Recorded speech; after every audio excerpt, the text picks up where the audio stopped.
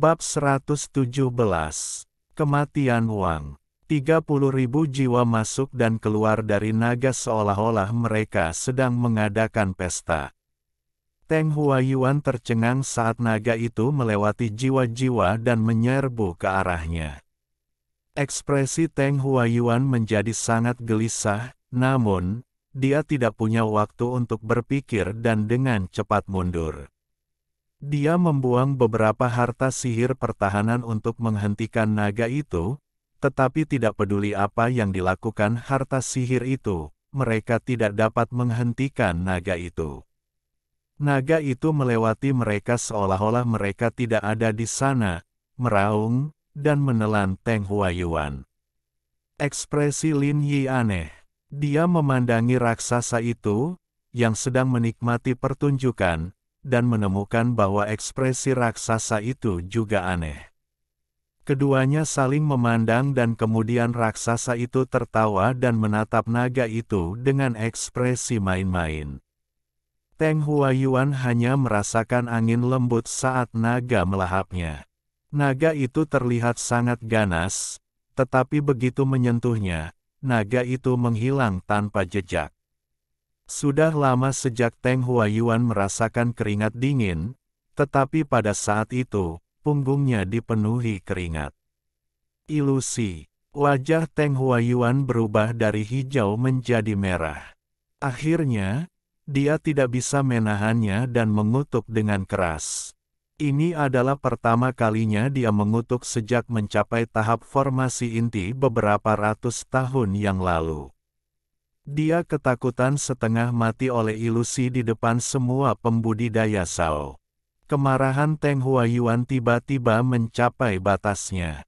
Dia dengan muram menamparkan tasnya untuk mengeluarkan bendera hitam dan membunuh anggota keluarga Wang Lin satu persatu tepat di depannya. Tetapi tepat pada saat itu, titik cahaya muncul di udara. Cahaya berkumpul dan pemuda itu muncul kembali. Tanpa sepatah kata pun, dia melambaikan tangannya dan kilatan cahaya cian yang dipenuhi dengan dingin melesat ke arah Teng Huayuan.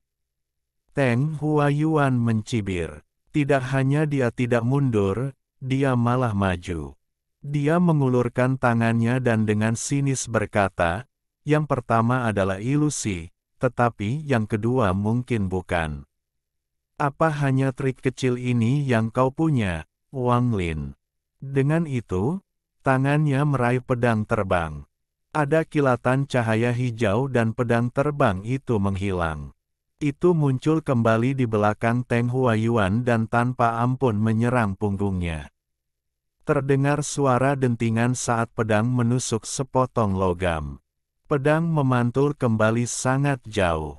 Dari sobekan pakaian Teng Huayuan, orang bisa melihat sepiring emas baju zirah. Cahaya dingin melintas di mata Teng Huayuan saat dia bergerak maju dengan ekspresi gelap. Dia muncul di hadapan pemuda itu dan meraih ke arahnya dengan garis-garis hitam yang memanjang dari kukunya. Pada saat yang sama, dia melambaikan tangan kirinya dan 8 pilar darah muncul. Kedelapan pilar tersebut bergabung menjadi satu membentuk sangkar. Pada saat yang sama, pemuda di udara tidak hanya tidak panik, tetapi juga menunjukkan ekspresi mengejek. Saat tangan Teng Huayuan mendekat padanya, tubuh pemuda itu berubah menjadi titik cahaya dan perlahan menghilang.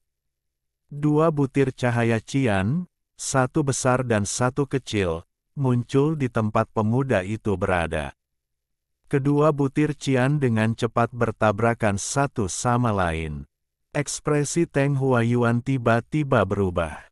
Pada saat itu, gelombang cahaya cian menyebar dan langsung menutupi semuanya dalam radius 1 kilometer.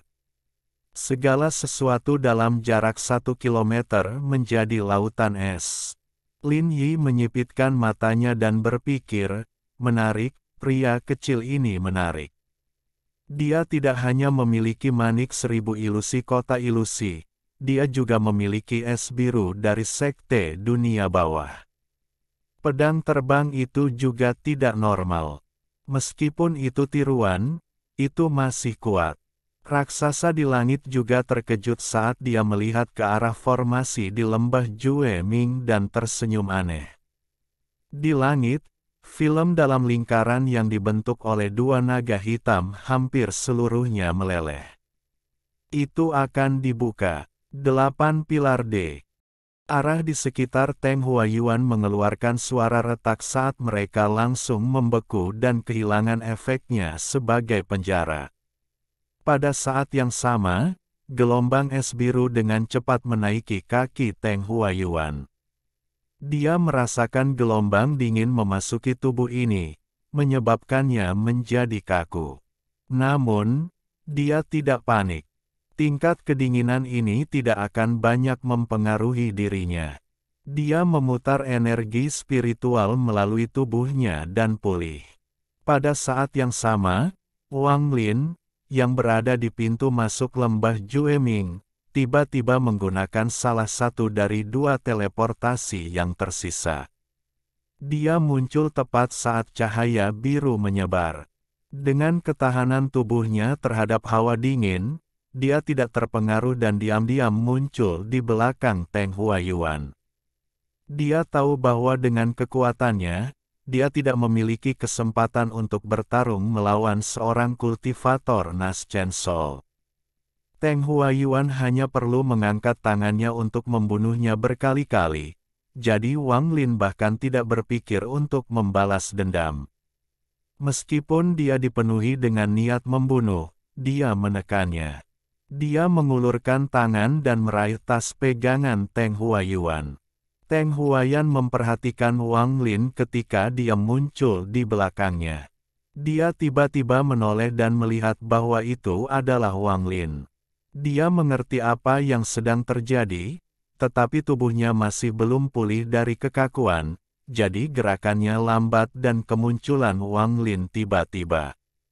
Pada saat dia melihat Wang Lin sudah berada di tasnya. Teng Huayuan mengungkapkan ekspresi mengerikan dan berteriak, meledak. Sebuah kekuatan penghancur tiba-tiba keluar dari tas pegangan ketika tangan Wang Lin menyentuhnya. Kekuatan memasuki tubuhnya dan berlari melalui lengannya. Ledakan dimulai di ujung jarinya dan menyebar dengan cepat. Wang Lin mengertakkan gigi. Pedang terbang muncul, memotong tangannya, dan dia menggunakan kekuatan ledakan untuk mendorong dirinya kembali. Pada saat yang sama, tangan kirinya bergerak dan meraih tas pegangan dengan teknik tarikannya saat dia melarikan diri dengan cepat. Ketika Teng Huayuan mendapatkan kembali mobilitasnya, dia maju selangkah. Dia langsung pindah dari area cahaya cian dan mengejar Wang Lin. Dia menangkap dalam sekejap mata, mengulurkan tangan, dan berteriak, "Wang Lin, apakah menurutmu hanya karena kamu memegang tasku, kamu akan dapat membukanya? Karena kamu membunuh cicitku, aku akan memurnikan jiwamu menjadi bendera jiwa dan membiarkanmu menderita siksaan yang lebih buruk daripada kematian." Tangan kanan Wang Lin benar-benar hancur. Dia menggunakan energi spiritualnya untuk membekukan lengannya untuk menghentikan pendarahan. Dia tidak berani menyentuh tas pegangan Teng Huayuan. Dia memegangnya dengan teknik gaya tariknya. Teng Huayuan merasa sangat kesal karena harus berurusan dengan junior yayasan pendirian sebelum semua orang sudah menjadi hal yang sangat memalukan. Jika dia langsung menangkap atau membunuh Wang Lin, itu tidak akan terlalu buruk, tetapi dia ditipu oleh ilusi dan kemudian es biru itu menahan tubuhnya untuk sementara waktu. Selain itu, meski hanya dalam waktu singkat, Wang Lin berhasil mencuri tasnya. Dia tidak merasa lebih terhina daripada jika wajahnya ditampar, dan ini bukan hanya satu tamparan, itu seperti ditampar berulang kali. Yang paling membuatnya kesal adalah bahwa Wang Lin jelas tidak akan mampu bertahan dari satu pukulan, tetapi tahu cara berteleportasi. Ini sangat mengejutkan Teng Huayuan karena teleportasi adalah sesuatu yang hanya bisa dilakukan oleh penanam Nas Chen Sol. Selain semua ini, yang paling mengejutkan Teng Huayuan adalah tekad dan ketegasan Wang Lin untuk memotong tangan kanannya sendiri untuk menghentikan penyebaran ledakan. Pada titik ini, Teng Huayuan tidak bisa tidak memuji Wang Lin, tapi pujian itu dengan cepat ditenggelamkan oleh kebencian. Wang Lin yang lebih tegas, semakin Teng Huayuan ingin membunuhnya. Wang Lin, kamu tidak bisa menyalahkan siapapun karena membunuh cicitku, tapi kamu bisa yakin. Setelah aku membunuhmu, aku akan lenyapkan Patua Jimo, yang mengirim Teng Li mengejarmu, dan murid-muridnya untuk menemanimu di neraka. Teng Huayuan mencibir di dalam hatinya dan melambaikan tangannya. Tiba-tiba, angin dingin mulai bertiup. 30.000 jiwa keluar dan menyerang Wang Lin. Untuk mencegah Wang Lin menggunakan teleportasi lagi, Teng Huayuan memukul dadanya sendiri dan Nas Chen Sol-nya muncul di atas kepalanya. Dengan raungan, Nas Chen Sol-nya menyusut drastis. Bola darah keluar dari mulut Nas Chen Sol. Saat bola darah muncul, ia mulai mengembang hingga menyelimuti area tersebut.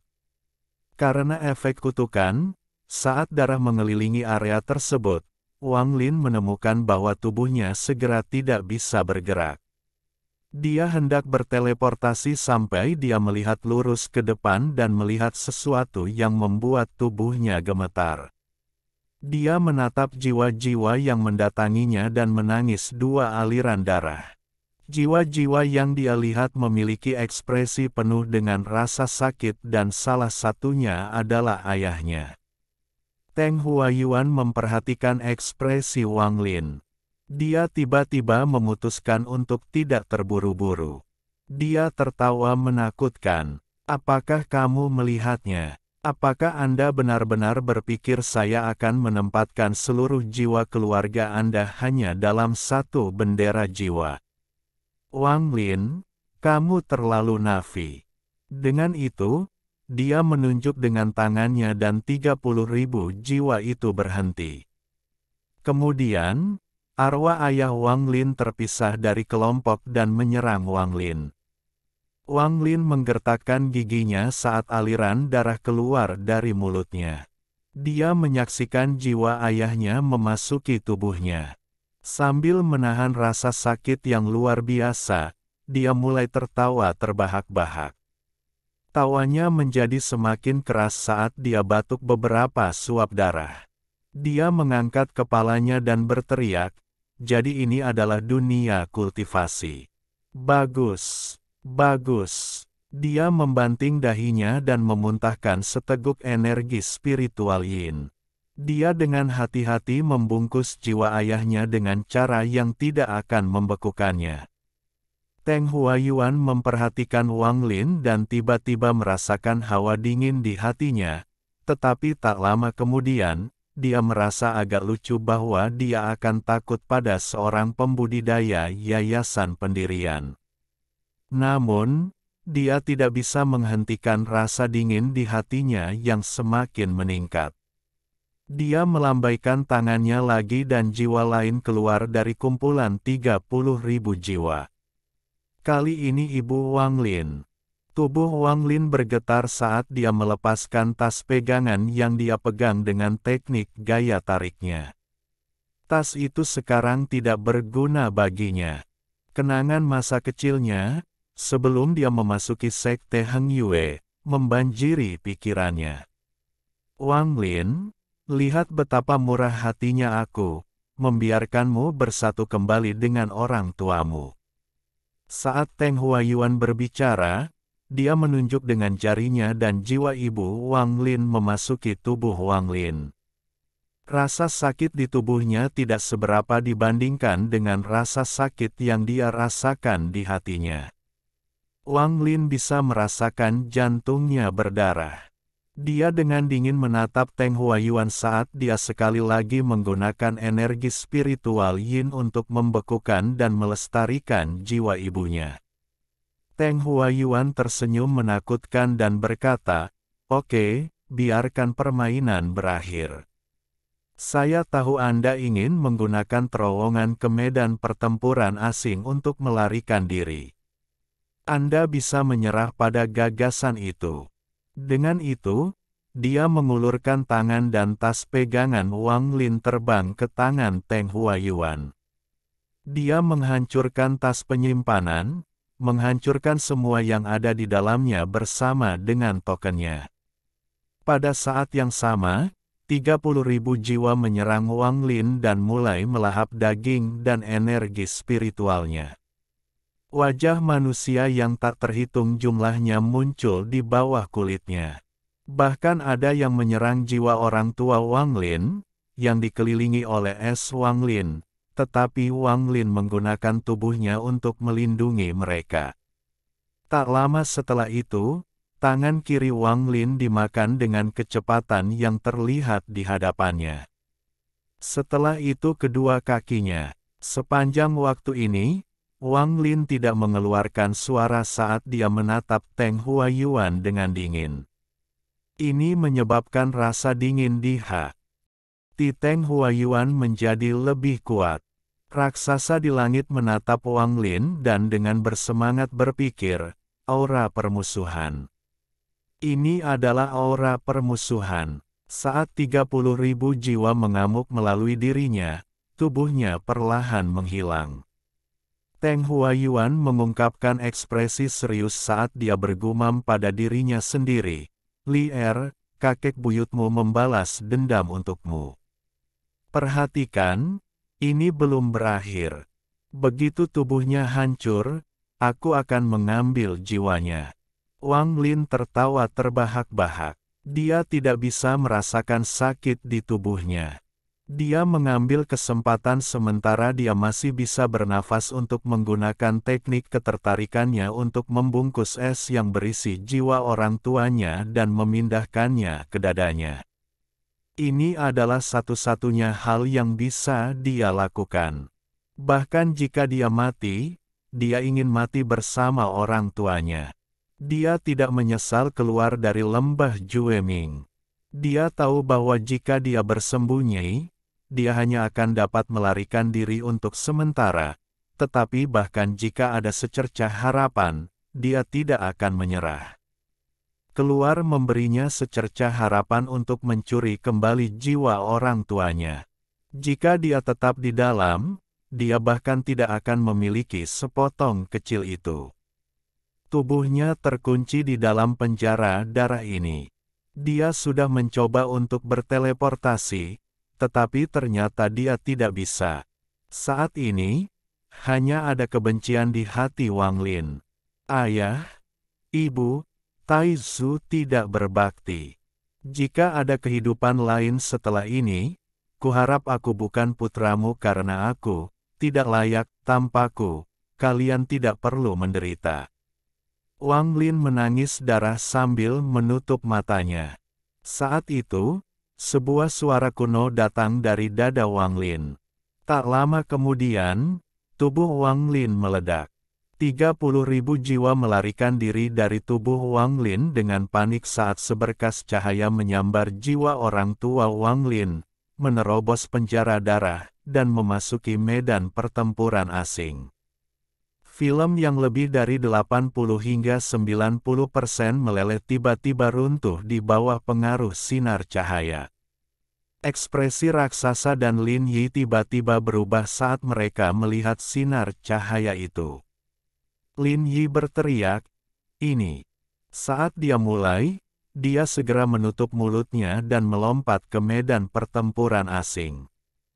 Namun, saat dia menyentuh lingkaran yang dibentuk oleh dua naga hitam, dia terpental kembali.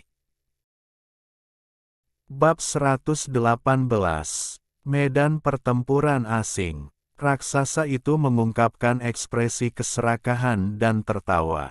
"Bagus. Penghargaan untuk ini akan menjadi milikku. Panen hari ini cukup bagus. Pertama, saya melihat aura permusuhan dan kemudian saya melihat manik itu. Lin Yi, jika kamu berani bertarung denganku, aku akan membunuhmu. Dengan itu, raksasa itu keluar dari awan. Tinggi tubuhnya lebih dari 100 kaki. Itu mengeluarkan aura yang menekan orang. Suara retakan datang dari tubuhnya saat dia menyusut menjadi seukuran orang normal. Ada tanda palu di dahinya. Lin Yi berteriak, "Cih, apa maksudmu?" Raksasa itu menatap Lin Yi dan berjalan ke dalam lingkaran. Setelah masuk, dia melambaikan tangannya dan lingkaran itu kembali menjadi 2 naga. Portal itu menghilang tanpa jejak. Langit segera menyala lagi dan awan menghilang. Ekspresi Lin Yi sangat jelek saat dia dengan dingin menatap Teng Huayuan yang masih tercengang. Dia tertawa dingin dan kemudian menghilang ke cakrawala. Setiap kultivator di luar lembah Jueming mengingat pemuda yang berani bertarung dengan kultivator Nas Chen Sol. Kultivator pendirian yayasan bernama Wang Lin diukir di hati setiap orang. Hak Zhao untuk memasuki medan perang asing dicabut dengan kejam. Tidak masalah jika ada token yang tersisa karena utusan tuan yang datang untuk membuka terowongan sudah pergi untuk mengejar sesuatu. Kenapa dia masih mengingat sesuatu sekecil ini? Lin Yi dipenuhi dengan kemarahan saat dia melihat barang yang dicari oleh serikat kultivasi diambil di depan matanya. Perasaan ini membuatnya ingin batuk darah. Terutama ketika dia berpikir tentang bagaimana manik itu selalu ada di Zhao dan bagaimana dia menjadi pengawas Zhao. Jika ini keluar, itu akan terlalu memalukan. Wajah Teng Huayuan cemberut karena dia tidak tahu apakah Wang Lin sudah meninggal atau belum. Dia percaya Wang Lin sudah mati, tetapi dia tidak bisa menghilangkan perasaan teror di hatinya. Orang-orang di luar lembah Jueming berangsur-angsur pergi dan kisah Wang Lin menyebar bersama mereka. Akhirnya, setiap pembudidaya di Zhao tahu tentang Wang Lin. Punanzi membawa para murid kembali ke Sekte Suandao. Ada seorang murid perempuan di belakangnya. Itu Liu Mei. Dia menyaksikan semuanya dan merasakan kepahitan di hatinya. Dia tidak tahu mengapa, tapi dia memiliki sedikit kasih sayang untuk Wang Lin. Sepotong kasih sayang ini tidak hanya tidak hilang seiring waktu, tetapi akan muncul kembali di hatinya di tengah malam. Wang Zuo dan Wang Hao juga mengetahui tentang apa yang terjadi di luar lembah Jueming. Kebencian yang mereka miliki terhadap Wang Lin atas kehancuran yang dibawanya berangsur-angsur menghilang. Mereka berdua tahu bahwa mereka tidak punya nyali untuk melawan pembudidaya Nas Chen Sol. Tapi ini tidak berarti bahwa mereka berdua menyerah untuk balas dendam. Wang Zuo dan Wang Hao ditetapkan untuk membunuh Teng Huayuan. Itu adalah tujuan seumur hidup mereka. Setelah Punanzi kembali, dia mengetahui tentang tragedi keluarga Wang. Di bawah permohonan Liu Mei, dia menerima Wang Hao sebagai murid. Liu Mei tahu bahwa ini adalah satu-satunya hal yang dapat dia lakukan untuk membantu Wang Lin, bahkan jika dia tidak akan pernah mengetahuinya. Teng Huayuan kembali ke Teng Family City dengan perasaan teror dan pergi ke kultivasi pintu tertutup. Dia bersumpah bahwa dia tidak akan keluar sampai dia mencapai tahap akhir dari Nas Chen Sol. Seluruh negara Zhao sepertinya tiba-tiba menjadi tenang. Medan pertempuran asing dipenuhi dengan celah di angkasa dan angin baja. Pada saat ini, ada ribuan orang dari puluhan negara budidaya peringkat 3 di sini untuk membersihkan medan pertempuran. Penggarap tingkat tertinggi di sini berada pada tahap akhir dari pendirian yayasan.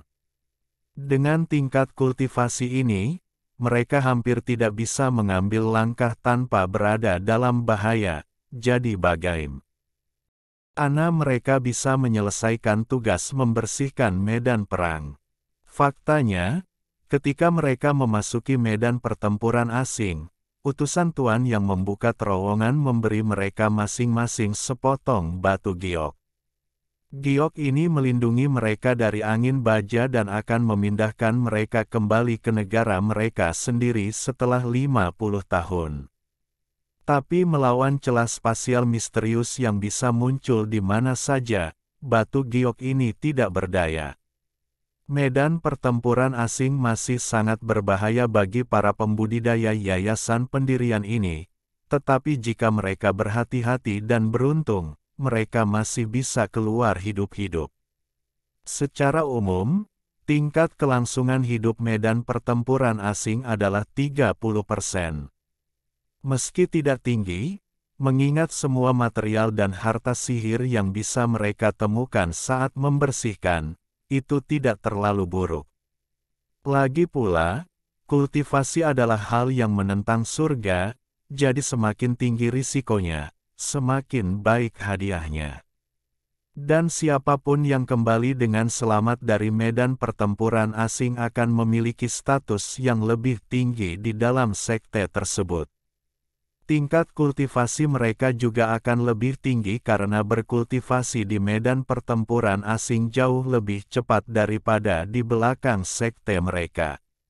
Bagaimanapun, medan pertempuran asing memiliki energi spiritual yang sangat padat.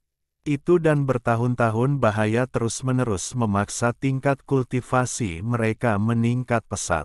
Pada dasarnya, setiap kali pembersihan selesai, akan ada orang yang berhasil membentuk intinya.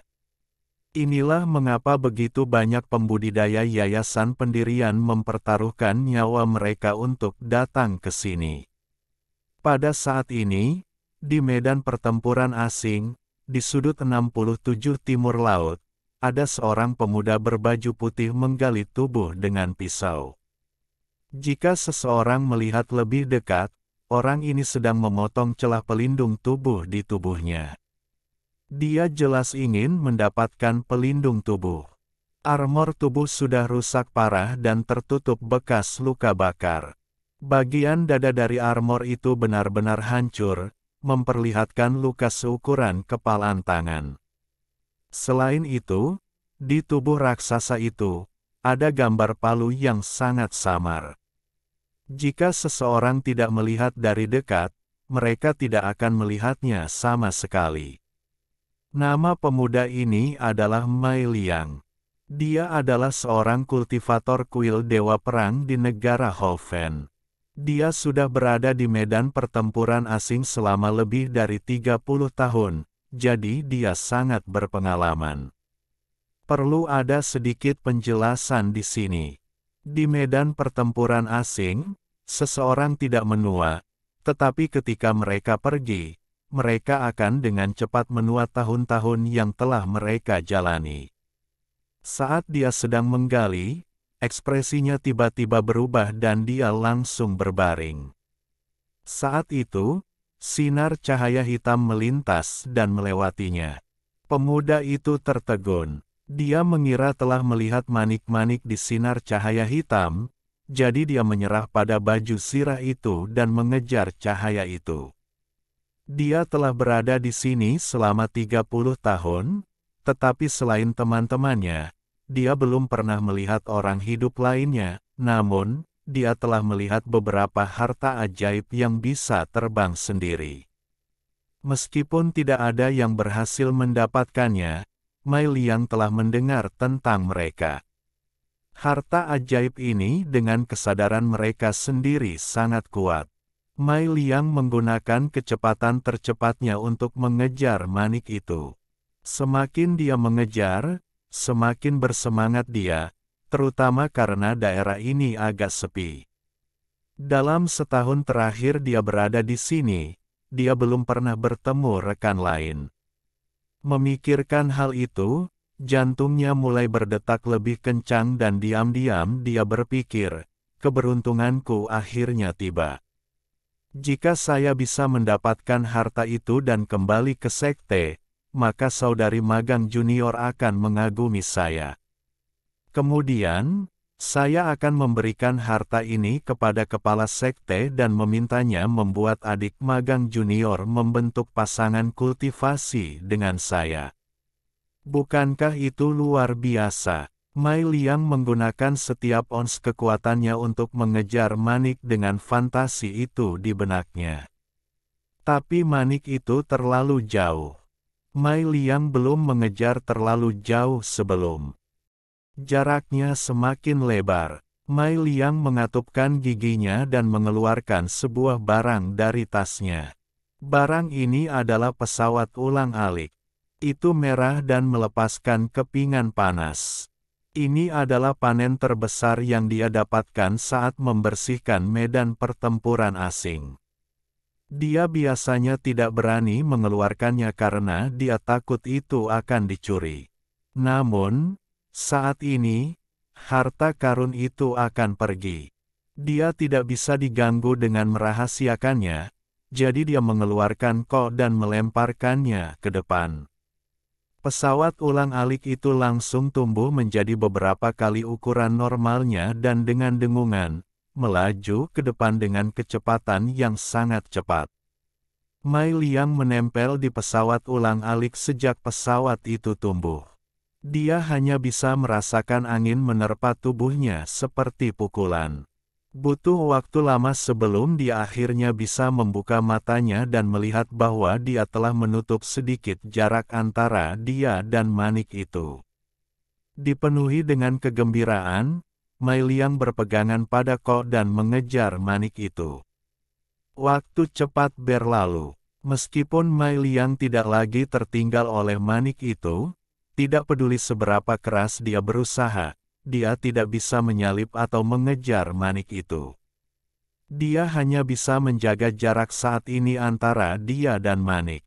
Tidak sampai 3 hari kemudian Mai Liang menyadari bahwa dia telah memasuki bagian asing dari medan pertempuran asing. Dia menjadi gugup. Harus dikatakan bahwa selain angin baja dan celah spasial, hal yang paling berbahaya di medan perang asing adalah tempat asing. Tempat asing memiliki banyak bahaya.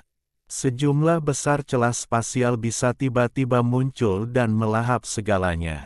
Mai Liang telah mendengar dari sesepuh bahwa medan perang asing terlalu besar dan mereka hanya membersihkan sebagian kecil saja.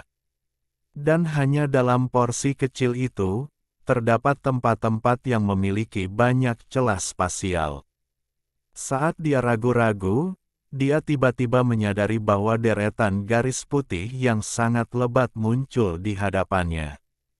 Melihat garis-garis itu, ekspresi Mai Liang berubah saat dia memaksa kok berhenti dan segera mundur. Dia terlalu akrab dengan garis-garis putih ini. Saat keretakan spasial muncul, mereka pertama kali muncul sebagai strip putih ini. Segera, garis-garis putih akan menyatu menjadi celah spasial besar yang akan melahap segalanya. Wajah Mai Liang pucat saat dia melihat sekeliling. Setelah menyadari bahwa hanya ada celah spasial di depannya, dia sedikit santai. Dia tersenyum kecut dan berkata, "Lupakan saja. Tidak ada gunanya mati untuk harta yang bahkan saya tidak tahu efeknya. Saya belum bisa melakukan kultivasi berpasangan dengan adik magang junior. Aku tidak ingin mati sia-sia di sini." Tepat pada saat itu, sebuah garis putih kecil muncul di depan sinar cahaya hitam. Tanpa ragu, sinar cahaya hitam masuk ke celah spasial. Mai Liang menghela nafas dan mengutuk. "Keretakan spasial, kamu menelan harta lainnya. Selama 30 tahun saya di sini, Anda telah menelan begitu banyak. Kalau bukan 10.000, sudah 8.000. Mengapa Anda tidak bisa meninggalkan satu untuk saya?" Dia baru saja selesai mengumpat ketika dia merasa kedinginan saat seseorang menepuk bahunya. Dia langsung dipenuhi keringat dingin saat dia perlahan berbalik untuk melihat seorang pria parubaya. Ekspresi pria parubaya itu sangat jelek saat dia bertanya pada Mei Liang, "Anak kecil, apakah kamu melihat cahaya hitam itu?" Mei Liang dapat langsung melihat pola palu di dahi pria parubaya itu. Dia menarik napas dalam-dalam karena dia telah melihat pola ini berkali-kali selama 30 tahun di sini. Dia telah melihatnya beberapa hari yang lalu. Dia mendengar dari beberapa tetua bahwa pola ini adalah simbol klan iblis raksasa dari negara budidaya peringkat 5. Anggota klan iblis raksasa terlahir dengan energi spiritual, jadi mereka memiliki tubuh terbaik untuk berkultivasi. Mereka juga satu-satunya negara budidaya peringkat 5 yang hanya berisi satu sekte di seluruh negeri.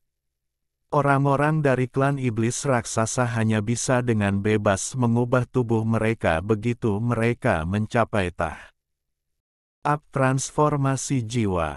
Karena orang ini terlihat seperti orang normal, dia pasti ahli transformasi jiwa dari sekte raksasa iblis. Tenggorokan Mei Liang terasa kering. Dia terlalu takut untuk berbohong, jadi dia dengan cepat berkata, "Senior, saya melihat sinar cahaya hitam itu. Itu pergi ke sana dan ditelan oleh celah spasial." Pria parubaya adalah orang yang mengejar Wang Lin dari Zhao. Dia mengejarnya secepat mungkin, tetapi semakin dia mengejar, semakin dia terkejut. Kecepatan manik itu sama dengan miliknya. Ia bahkan mampu menghindari semua intersepsinya. Tidak hanya itu, kecepatan manik secara bertahap menjadi lebih cepat hingga mampu kehilangan dia. Selain semua itu, masih ada celah spasial. Meskipun dia tidak takut dengan celah spasial, akan sangat menyebalkan jika dia terjebak di dalamnya. Dengan kultivasi transformasi jiwa tahap awal, dia hanya bisa mencegah dirinya tersedot. Dia tidak bisa bergerak sesuai keinginannya. Dengan terhalangnya celah spasial, kecepatannya menjadi lebih lambat. Bahkan dengan teleportasi, dia hanya bisa mencegah dirinya tertinggal. Dalam perjalanan, dia menemukan Mei Liang. Dia terkejut saat mengetahui bahwa Mei Liang dapat melakukan perjalanan lebih cepat darinya berkat pesawat ulang-alik itu. Setelah mendengar cerita Mei Liang, wajahnya cemberut dan dia sangat marah. Meskipun medan pertempuran asing sangat besar, masih ada perbatasan, tetapi tidak ada perbatasan di dalam celah spasial. Bahkan jika dia kembali ke rumah untuk mendapatkan kultivator transformasi jiwa tahap akhir untuk membantunya, itu masih seperti mencari jarum di lautan. Tidak banyak harapan. Memikirkan hal itu, dia memandang Mei Liang.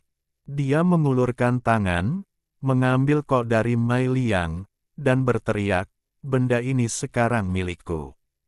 Dengan itu, dia bergerak dan terbang kembali ke arah asalnya tanpa melihat Mei Liang. Setelah orang itu pergi, Mei Liang menyeka keringat di dahinya, menghela napas, dan segera meninggalkan area itu. Mei Liang tidak tahu bahwa orang itu sangat terkenal di negara budidaya peringkat 5 miliknya. Namun, dia terkenal karena dia selalu harus mengambil sesuatu atau akan sia-sia jika tidak, seperti saat dia mengambil menara cahaya Lin Yi. Bab 119. Jiwa Bangkit. Keretakan spasial di medan pertempuran asing terjadi karena pertempuran yang tak terhitung jumlahnya terjadi di sini. Jika bukan karena serikat kultivasi datang dan menstabilkan tempat ini, itu pasti sudah runtuh. Apa yang ada di sisi lain celah spasial adalah lautan bintang. Tempat itu dipenuhi dengan energi dan makhluk aneh. Ini tidak seperti tidak ada orang yang telah memasuki celah yang keluar. Namun, Para pembudidaya transformasi jiwa tahap akhir itu berteleportasi segera setelah mereka masuk, sebelum kekuatan hisab mencapai kekuatan maksimumnya. Hal paling menakutkan tentang celah spasial di medan pertempuran asing adalah kekuatan hisab. Bahkan pembudidaya transformasi jiwa mengalami masalah dengannya. Hisabnya sangat kuat, bahkan bisa menyedot energi spiritual, jadi jangan pernah berpikir untuk melarikan diri. Itu hanya satu alasan mengapa mereka berbahaya. Alasan lainnya adalah tidak ada yang tahu persis di mana celah spasial terhubung. Mereka hanya mendengar dari beberapa kultivator yang sangat kuat bahwa ruang itu gelap gulita dan indera ilahi Anda terperangkap di dalam tubuh Anda begitu Anda sampai di sana. Sebuah titik cahaya tiba-tiba muncul di celah spasial dan melayang di dalamnya. Jika seseorang melihat lebih dekat, mereka bisa melihat api jiwa bersinar redup. Waktu perlahan berlalu. Setelah waktu yang tidak diketahui, titik cahaya itu terus mengambang di angkasa. Api jiwa itu menunjukkan tanda-tanda menghilang. Waktu berlalu dan cahaya masih sangat redup. Hanya bara samar yang tersisa dari api jiwa. Suatu hari, bayangan raksasa tiba-tiba melayang ke arah cahaya. Setelah diperiksa lebih dekat, bayangan itu adalah mayat besar. Tubuh ini sepertinya sama dengan tubuh anggota Giant Demon Clan. Namun, jika seseorang melihat lebih dekat ke dahi tubuh itu, tidak ada palu, melainkan kapak. Sebuah kapak hitam. Jika ada anggota klan iblis raksasa ada di sini, mereka akan langsung mengenalinya sebagai tanda suku leluhur mereka. Saat tubuh menyentuh cahaya, sepotong asap keluar dari tubuh. Asap mengambil sosok seseorang dan mengungkapkan pandangan serakah saat melompat ke arah cahaya. Ini adalah jenis makhluk khusus yang hidup di dalam medan pertempuran asing. Itu melahap segalanya, apakah itu tubuh, harta sihir, atau jiwa. Itu melompat ke arah tubuh, tetapi menjerit dan mencoba melarikan diri. Namun, cahaya itu langsung menyerap makhluk itu, hanya menyisakan tubuhnya. Setelah menyerap makhluk itu, cahayanya menjadi lebih terang dan api jiwa di dalamnya menjadi lebih kuat. Pada saat itu, Wang Lin terbangun. Agar lebih akurat, jiwanya terbangun. Ketika dia bangun, dia tidak memiliki kesadaran karena dia hanyalah sebuah bola api jiwa. Perasaan yang sangat dingin datang dari dalam jiwanya. Ada api yang sangat besar di sebelah jiwanya. Meskipun api ini mengeluarkan aura jahat, Wang Lin tidak ragu untuk melompat ke arahnya. Cahaya tiba-tiba masuk ke kepala raksasa itu dan perlahan-lahan menetap di dalam. Jiwa Wang Lin dapat dianggap dikelilingi oleh api iblis saat rasa dinginnya hilang dan jiwanya berangsur-angsur menjadi tenang. Waktu perlahan berlalu lagi. Periode waktu ini bahkan lebih lama dari yang sebelumnya. Selama periode waktu yang lama ini, tubuh Wang Lin perlahan melayang di medan pertempuran asing. Tidak pasti apakah itu karena tubuh itu mengandung jiwa Wang Lin, tetapi lebih banyak dari makhluk itu tampaknya mencoba melahap Wang Lin.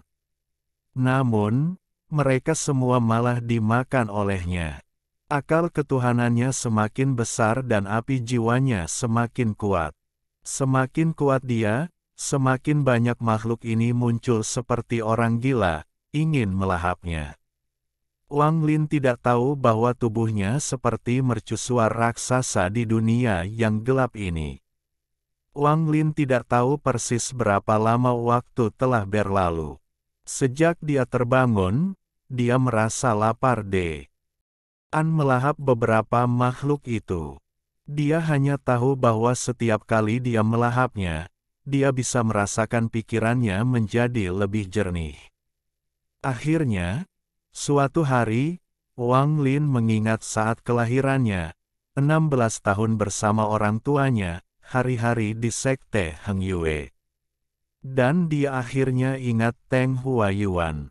Gelombang kesedihan datang dari jiwanya saat dia menyadari apa yang telah terjadi. Pada saat terakhir, si Tunan mempertaruhkan dirinya untuk menyelamatkannya dan membawanya ke medan pertempuran asing. Saat itu masuk ke celah spasial, Manik yang menentang surga mengalami perubahan. Agar lebih akurat, itu menghilang tanpa jejak. Tapi Wang Lin jelas bisa merasakan bahwa surga menentang Manik tidak menghilang. Itu secara misterius menyatu ke dalam jiwa Wang Lin. Dapat dikatakan bahwa Manik penentang surga telah meleleh dan menyatu dengan jiwa Wang Lin. Karena inilah dia bisa melahap semua makhluk misterius dan kuat itu. Si Tunan tidak mati, tetapi memasuki kondisi tidur permanen. Hal terakhir yang dia lakukan sebelum tertidur adalah membungkus jiwa orang tua Wang Lin dengan Nas Chen Soul-nya untuk tidur bersamanya. Orang tua Wang Lin bukanlah kultivator, jadi mereka tidak memiliki kesempatan untuk dihidupkan kembali atau memiliki tubuh. Wang Lin hanya ingin menjaga orang tuanya agar mereka tidak menghilang. Setelah dia mendapatkan kembali semua ingatannya, dia menyadari bahwa indera ketuhanannya telah menjadi sangat besar. Tubuh raksasa itu sepertinya tidak dapat menahannya lagi dan mulai hancur. Tak berdaya, Wang Lin meninggalkan tubuh raksasa itu. Rasa dingin kembali lagi. Dia melayang melalui ruang, mencari tubuh berikutnya untuk dimiliki. Proses perjalanan melalui kehampaan untuk menemukan mayat yang berbeda ini berlangsung lama. Demikian pula, makhluk misterius terus mendatanginya untuk dilahap. Jiwa ilahinya menjadi lebih kuat. Melahap makhluk-makhluk kuat ini secara bertahap menjadi kebiasaan Wang Lin. Dia berhenti melahap mereka sambil membela diri, tetapi dia secara aktif mencari mereka ketika dia tidak melakukannya. Atau bisa dikatakan bahwa Wang Lin sudah terlalu lama berada di sini. Cukup lama baginya untuk menelusuri ingatannya sendiri berkali-kali. Dia mulai menganalisis semua yang telah dia lakukan. Setelah dia selesai menganalisis semua yang telah dia lakukan, dia menyadari bahwa dia tidak punya apa-apa lagi untuk dilakukan. Saat itulah dia tiba-tiba teringat buku formasi yang dia beli. Dia segera mengingat isi buku itu dan mulai mempelajarinya. Ketika dia telah sepenuhnya menguasai formasi dasar dalam buku, dia jatuh kembali ke keadaan tidak melakukan apa-apa. Dalam tahun-tahun yang tak terhitung jumlahnya ini, Wang Lin telah melihat banyak celah spasial yang mengarah ke pintu keluar, tetapi akal ilahinya menjadi terlalu besar untuk keluar melalui celah spasial kecil ini. Tetapi dia menemukan bahwa ketika indera ketuhanannya tumbuh lebih besar, celah spasial akan retak ketika dia menabraknya. Namun, setelah satu atau dua tabrakan, celah spasial akan otomatis hilang. Satu atau dua tabrakan tidak cukup untuk menyebabkan keretakan spasial runtuh. Itu karena akal ilahinya tidak cukup kuat, jadi Wang Lin mulai melahap makhluk-makhluk itu seperti orang gila. Dia benar-benar menyerah pada gagasan menemukan tubuh untuk dimiliki. Sebaliknya, dia dengan cepat bergerak melalui kehampaan. Setiap kali dia menemukan salah satu makhluk misterius itu, dia akan segera bergegas dan melahapnya. Kehidupan ini berlanjut untuk waktu yang lama. Setiap kali dia melihat celah spasial, dia akan menabraknya. Dia tahu bahwa dia akan dapat menyebabkan celah spasial runtuh dalam satu atau dua serangan suatu hari. Tetapi seiring berjalannya waktu, Wang Lin menemukan bahwa makhluk misterius di kehampaan tampaknya telah menghilang. Tidak peduli seberapa keras dia mencoba, dia tidak dapat menemukan yang lain. Jadi dia meningkatkan cakupan pencarian. Suatu hari, Wang Lin merasakan perasaan ilahi yang ukurannya mirip dengan miliknya. Ini adalah pertama kalinya Wang Lin menemukan jiwa dewa sekuat jiwanya. Suara kabur memasuki jiwa Wang Lin.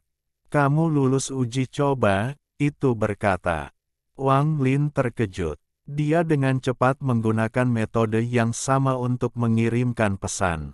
"Bagaimana saya bisa pergi dari sini?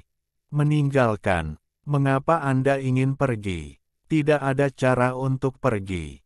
Setelah pemilik suara mengirimkan pesan itu, dia perlahan mundur dan menghilang. Wang Lin merenung sedikit. Dia bisa mendengar sedikit kedinginan dalam kata-kata jiwa itu. Dia menyadari bahwa di dalam kehampaan ini, ada jiwa dengan indera ilahi yang sama kuat atau lebih kuat darinya.